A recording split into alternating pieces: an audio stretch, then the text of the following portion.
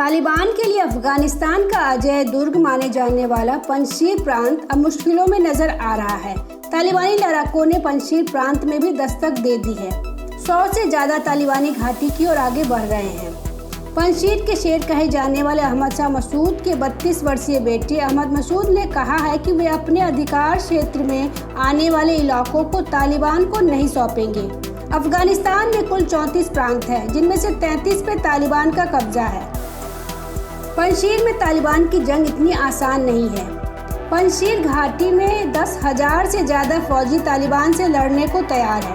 पंजशीर में तालिबान के खिलाफ अफगानिस्तान के पूर्व उपराष्ट्रपति अमरुल्लाह सालेह और अफगानिस्तान के वार लॉर्ड कहे जाने वाले अब्दुल रशीद दोस्तम की फौजें शामिल हैं। वहीं अशरफ गनी सरकार के रक्षा मंत्री अब जनरल बिस्मिल्लाह मोहम्मदी ने भी ऐलान किया है कि वे पंजशीर के साथ रहेंगे। ऐसे में तालिबान की एंट्री पंजशीर घाटी में आसान नहीं है। पंजशीर अफगानिस्तान का इकलौता प्रांत है जहां अब तक तालिबान कब्जा नहीं कर पाया है। यहां तालिबान से लोहा लेने वाले में नॉर्दर्न अलायंस के अहमद मसूद का नाम सबसे अहम है। हाल में सालेह से उनकी मुलाकात की तस्वीरें सामने आई थी। अहमद मसूद के पिता अहमद शाह मसूद को अफगानिस्तान की सबसे ताकतवर शख्सियतों में शुमार किया जाता था। 2001 में अलकायदा और तालिबान ने मिलकर उनकी हत्या कर दी थी। अब अहमद मसूद तालिबान को हर हाल में रोकने के लिए संघर्षरत है। जमाते इस्लामी के प्रमुख और बल्ख प्रांत के पूर्व गवर्नर अता मोहम्मद नूर भी तालिबान के खिलाफ मोर्चा संभाले लोगों में शामिल है।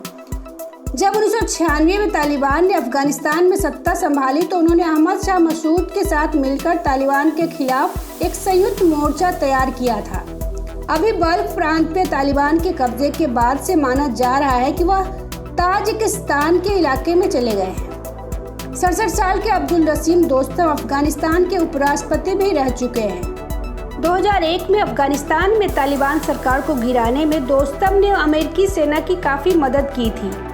दोस्तम का अफगानिस्तान के उत्तरी इलाकों में दबदबा है। बताया जा रहा है कि वह इस वक्त उज्बेकिस्तान में है।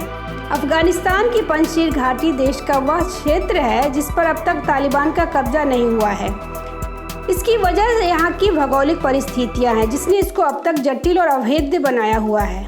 इस पर कब्जे को लेकर अब जहाँ तालिबान ने कमर कस ली है वहीं पंजशीर भी इससे मुकाबले को पूरी तरह से तैयार है।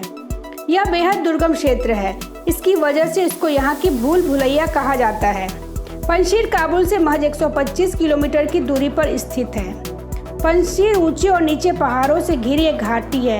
यहाँ के दुर्गम और भूल भुलैया वाले रास्ते पर किसी बाहरी का गुम हो जाना कोई बड़ी बात नहीं है।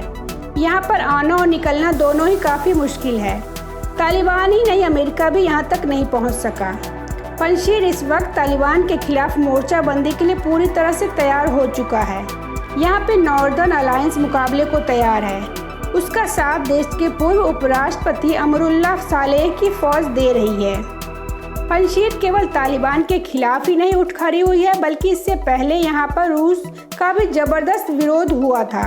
रूस को बाहर निकालने में पंजशीर और नॉर्दर्न अलायंस की अहम भूमिका रही है। नॉर्दर्न अलायंस के नेता अहमद मसूद का ये गढ़ है।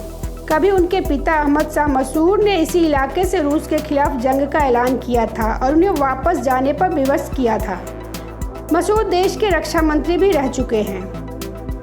नॉर्दर्न अलायंस का साथ देने वाले अफगानिस्तान के पूर्व उपराष्ट्रपति अमरुल्लाह सालेह का भी इस क्षेत्र से पुराना लगाव रहा है। उनका जन्म इसी क्षेत्र में हुआ और उन्होंने अपनी ट्रेनिंग भी यहीं ली थी।